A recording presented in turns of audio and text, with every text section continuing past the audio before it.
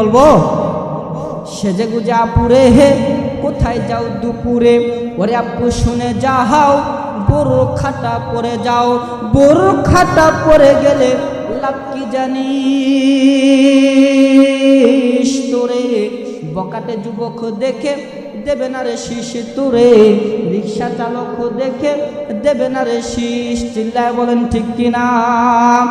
এত যদি হয়ে থাকে অর্থের অভাব, আমাদের কাছে এসে বলো সেই ভাব।